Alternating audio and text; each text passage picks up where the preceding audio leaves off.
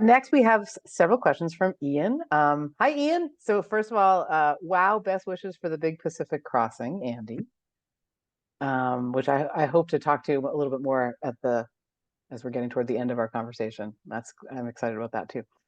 So Ian has three questions. The first one is, what perceptions that you had about China have changed after being in these cities for some time? Yeah. And I think we've spoken about this one quite a bit already. Mm, Yeah, I think the biggest thing is that well, first of all, China is not any one thing. It's just like anywhere else in the world. You know, if you go to Toronto or you go to Vancouver, you go to Calgary, you go to Halifax, you go to Boston, you go to, any yeah. of these cities, it is, what you experience is sort of by design. It's the culture of the city. It's the manifestation of what government, and local people want the city to stand for and to be about, and the kind of vibe they want to give off, the way that they want to interact with people coming to visit their city. China is no different than any of that, right? It's, there are more traditional parts. There are very modern cities. There are rural areas. And then there's places like I mentioned, Macau and Hong Kong, which are kind of like Disneyland in the middle of China, where you're not really sure where you are in the world. And so Yeah. it's, yeah, it's just a really fascinating place that definitely has, a structure to it. Like, when you go through immigration and, when you see the traffic cops on the streets, like there is a discipline and a structure. And somebody described it actually to me this week. We had a guest of one of our sponsors take us out for dinner, and he described it as, Chinese people like structure, but what they like even more is trying to get around it. And I thought that was a really fascinating way to describe it, because you totally get a sense of that. They have this very military looking traffic cop standing in the middle of the intersection. And there are still three or four cars that are skirting around him once the lights turn red, because they're not going to stop for anybody. And so, and the delivery scooters are crossing the streets the wrong way, and there's all kinds of mayhem going on Oh, in a wow. country where, there's a camera everywhere. Mm, And but it just somehow, I don't know, it doesn't feel as intimidating as I thought it would. mm. And it feels, yeah, it feels like if you were, and somebody said this when I was describing, Qingdao the other day, someone, they said, it's interesting that like they felt a very similar experience of Qingdao. Um, I mean, I got to tell this story because this is part of it. So our sponsor, when he took us out for dinner, he took us to a place called Lennon's Bar.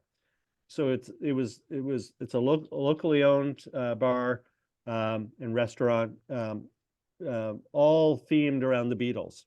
Okay.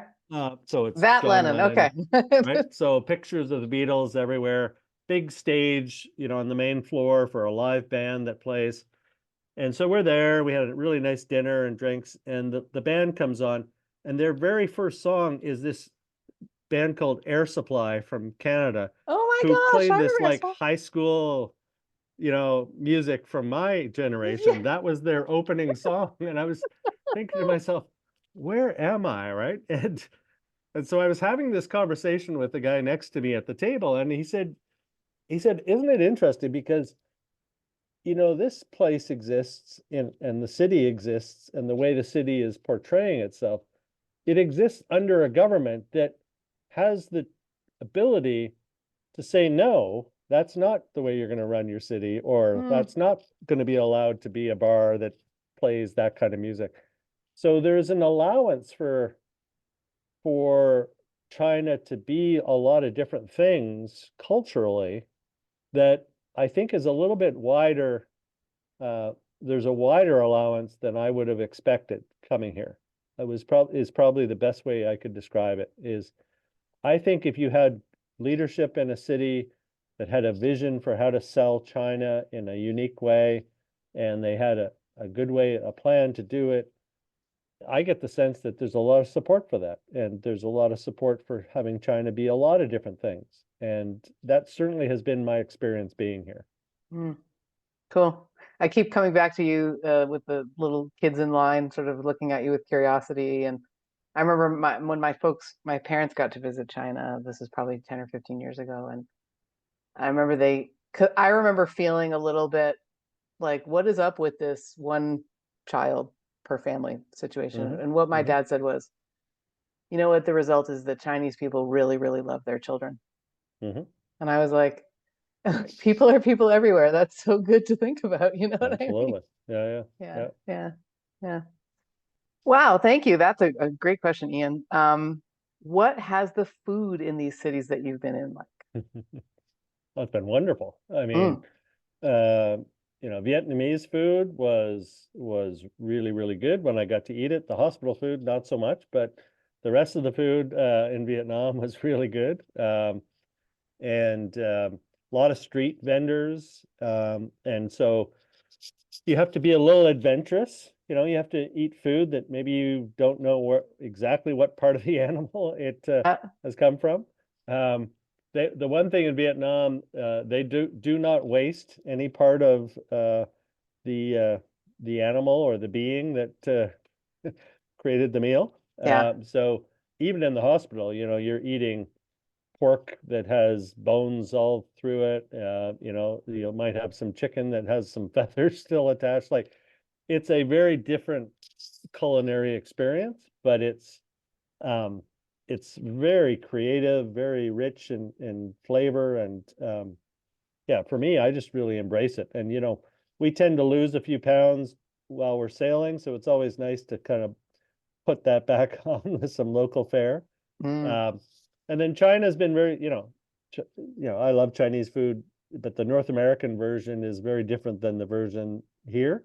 yeah. Um, and so, yeah, here it's kind of very similar to Vietnam in the sense that there's a lot of different options, a lot of different styles of Chinese food. Um, and we've had some beautiful dinners that the host organizing committees have put on for us, where they really showcased a lot of their local foods. And then our sponsor has taken us out in both of the Chinese stops to a Chinese or for Chinese food, and that's been fantastic because he lives here, so he's really tried to educate us about different meals. And so it's been great. I've really enjoyed it, and I mean, I have a pretty open mind when it comes to trying different food, so it hasn't been too bad. We have a few people who are a little pickier eaters, and they've sort of eaten around the edges a little bit more, but it's been great so far. Awesome, awesome. Yeah. Well, and that was something that you were just saying comes into Ian's third question. He says, I notice even after being on a 24-hour sail, the first good meal ashore somehow tastes better than anything I've ever had before. It's a strange phenomenon, and Ian's wondering, have you experienced anything like that during the trip? Yeah, I think on the longer legs especially. I remember coming into Cape Town just craving some South African beef because and I think that's because typically on the boat we eat very, very well. We have Mm, a very creative crew when it comes to cooking. We have good ingredients and stock the boat up well.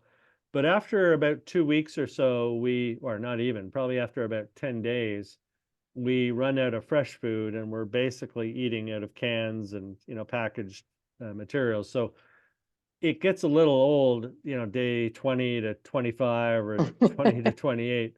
And that's when you definitely start looking forward to whatever you can imagine on land. And those are conversations we start having usually like 3 or 4 days before arrival is, what's your first meal going to be? And, are you going to have your meal first or your shower first? And conversations like that. So a little longer than 24 hours, Ian. It's typically, I'd say, probably 15 days or so and more. mm. Um, the food that we eat on the boat becomes a little monotonous, and you start dreaming of what's ahead. So yeah, that. but that's only because we've got such a great crew that cooks up really, really great meals on the boat. Keeps us well nourished, lots of variety, lots of creativity. So we're really blessed that way.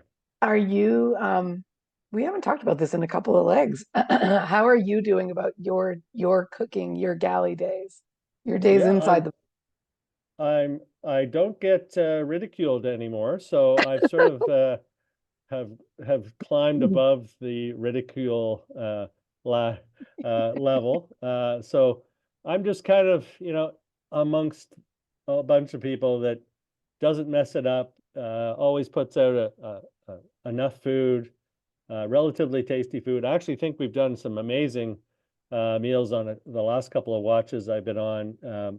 Have pulled off some really great meals. So definitely, probably the area that I've improved most in, I would say, is my galley duties. Mm, I think I'll probably have four four of them on this upcoming race to Seattle because of the number of crew we have and the length of the race.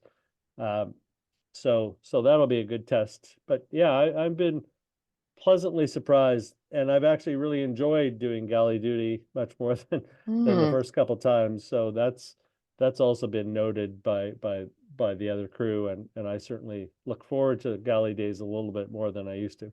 Yeah, yeah, you had started out saying you dreaded them, and I was like, I Yeah. can't even imagine that you dreading something, but yeah. Well, cool. I mean, food is such an interesting thing, isn't it? Like, we need to eat several times a day. So, just interesting the thinking about it as you're going across. Yeah, I mean, on the boat, so we eat breakfast and lunch. Oh, sorry, breakfast and dinner we eat separately in our watches, so that the watch that's about to come on will eat their meal, and then they'll come up and swap with the watch that's been up sailing, and then that watch will go down and eat their meal. Hmm. And then we eat lunch all together, and we sort of have a all crew meeting over lunch. Um, That's and right. so, yeah, I mean, there's an interesting dynamic, in both of those situations. Just having a chance to sit with your watch for those two meals a day, and just, the seven or eight of you, chatting about whatever's going on, or, if you're just coming off a watch, the things that happened, and having a good laugh about it now that you're down below. Mm, It's a really good way to sort of bond as a group. And then likewise at lunch hour, it's a chance to interact with the people on the other watch, learn about each other a little bit more. Michael often, talk about weather or different topics, and so there's some education going on. Um, but so yeah, I mean, food becomes a really important part of the team building aspect mm, of being on the boat. And then we have some great snacks. We have a cave locker that's all snacks.